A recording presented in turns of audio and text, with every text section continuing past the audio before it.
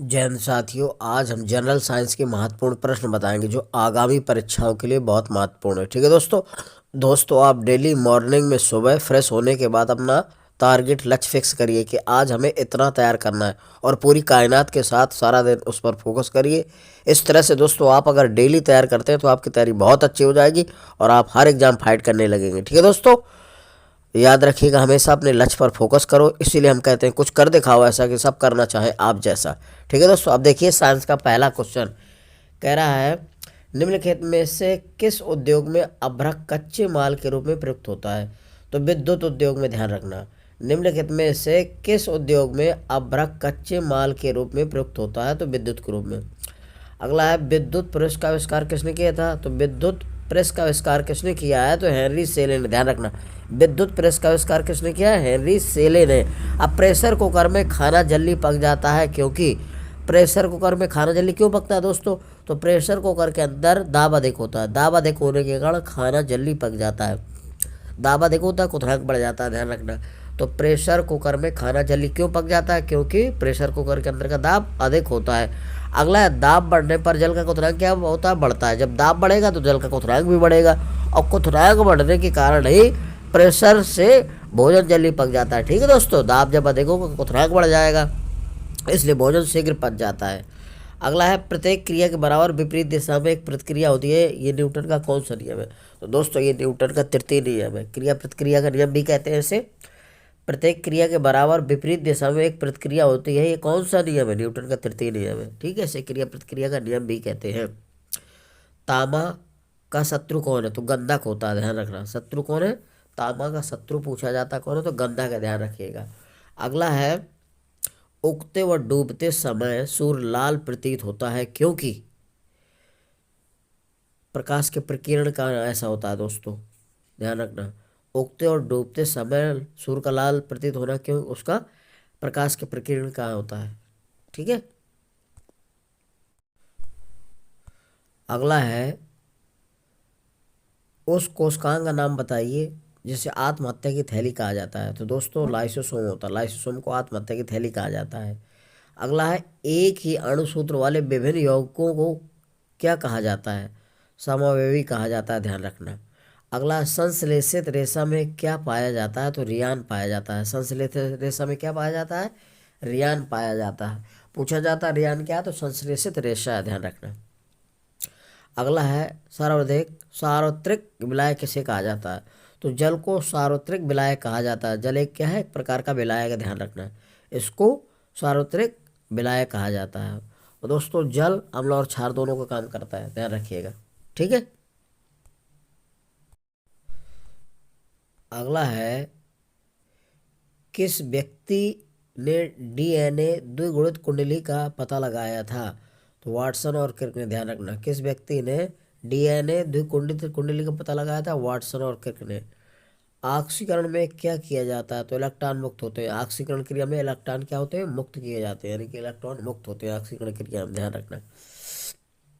अगला है किस धातु का हेमेटाइट एक्स है, यानी हेमेटाइट लोहे का एक्स है। ध्यान रखना, हेमेटाइट इसका सूत्र होता है Fe2O3। ध्यान रखना, किस धातु का हेमेटाइट एक्स है, तो लोहा का। अगला है जीव द्रव्य के स्तर पर किस संघ के जंतुओं को गठित जंतु कहा जाता है। तो प्रोटोजोआ संघ के जंतुओं को गठित जंतु कहा जाता है। ध्यान रखना, जीव द्रव्य के स्तर पर किस संघ के जंतुओं को गठित जंतु कहा जाता है, तो प्रोटोजोआ। ध्यान रखिएगा। अगला है सबसे अधिक मात्रा में उपस्थित सीएनजी कार्बन प्रयोगिक कौन सा है। तो दोस्तों सबसे अधिक मात्रा में उपस्थित सीएनजी कार्बन प्रयोगिक कौन सा है, तो मेथेन है। यानी सीएनजी में सबसे ज़्यादा क्या होती है, ये मेथेन होती है, क्योंकि ये प्रदूषण नहीं करता। ठीक है, सीएनजी जो है बिना प्रदूषित रहित गैस है, प्राकृतिक गैस। ध्यान रखिएगा। तो सीएनजी में कार्बन प्रयोगिक कौन सा होता है, मेथेन होता है। अगला है तत्वों के गुण जिसमें आवर्ती फलन होते हैं मेंडलीव के नियम के अनुसार। तो दोस्तों मेंडलीव ने नियम दिया था, तो उसने बताया था तत्वों के भौतिक और रासायनिक गुण परमाणु भारों के आवर्ती फलन होते हैं। ध्यान रखना, किसके, परमाणु भारों के। और आधुनिक आवर्त नियम जो है वो तत्वों के भौतिक और रासायनिक गुणों के परमाणु क्रमांक के आवर्ती फलन होता है। जो आधुनिक नियम है वो परमाणु क्रमांक के होता है, और जो मेंडलीव का नियम है वो परमाणु भार का आवर्ती फलन होता है, ध्यान रखना।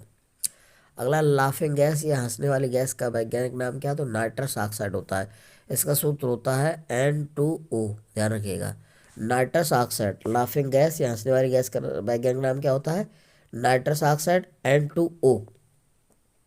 अगला, किस तरह से जल की कठोरता को दूर किया जा सकता है? तो जल में सोडियम कार्बोनेट डालकर, यानी कि सोडियम कार्बोनेट मिला देते हैं तो जल की कठोरता दूर हो जाती है, ध्यान रखना। किस तरह से जल की कठोरता को दूर किया जाता है? जल में सोडियम कार्बोनेट, यानी कि इसका सूत्र होता है Na2CO3, ध्यान रखना, Na2CO3, सोडियम कार्बोनेट। सबसे पहले किस व्यक्ति ने रेडियो सक्रियता का पता लगाया था? तो हेनरी बेकरेल ने लगाया था। सबसे पहले किस व्यक्ति ने रेडियो सक्रियता का पता लगाया था? तो हेनरी बेकरेल।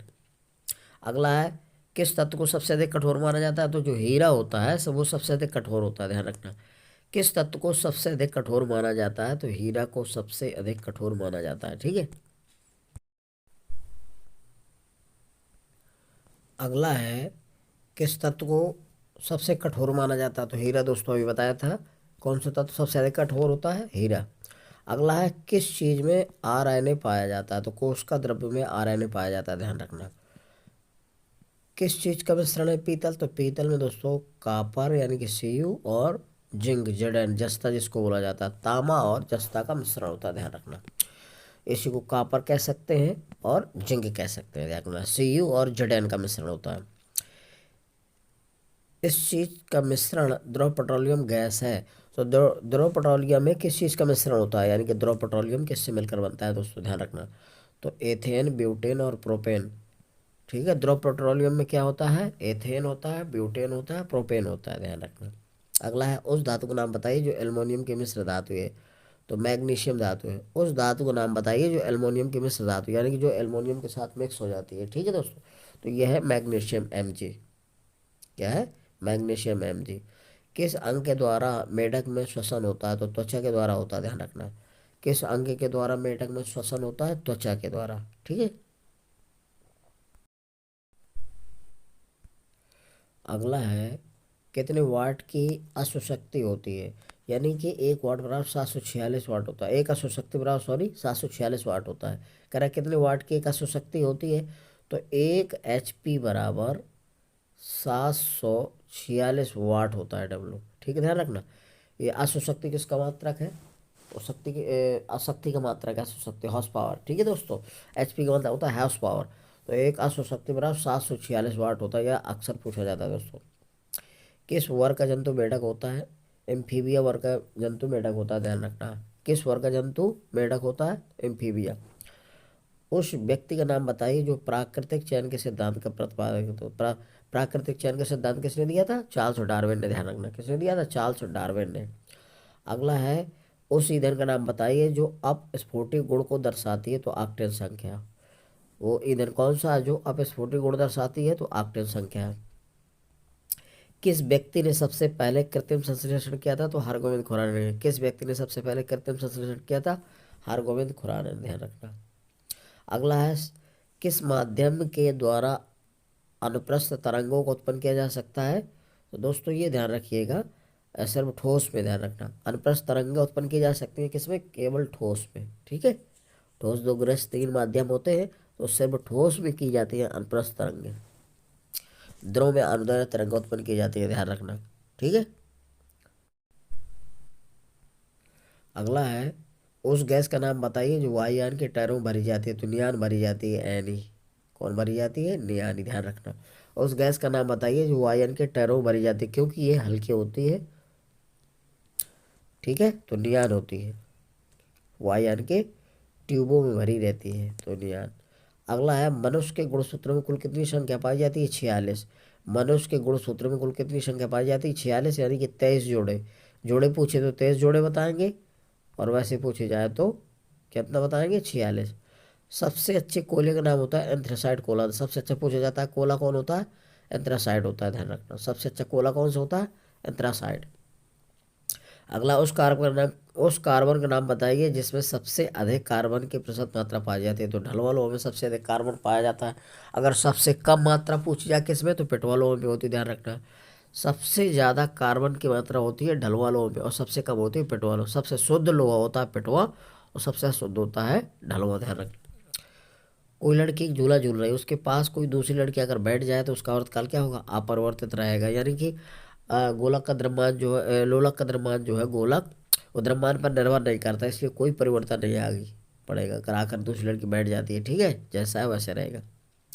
अगला है, गर्मी के समय में अगर लोलक की लंबाई बढ़ जाती तो आवर्तकाल क्या होता है, जब लंबाई बढ़ जाएगी तो आवर्तकाल भी बढ़ जाएगा, ध्यान रखना। गर्मी के मौसम में अगर लोलक की लंबाई बढ़ जाती है तो उसका आवर्तकाल क्या होता है, आवर्तकाल बढ़ जाता है, ठीक है।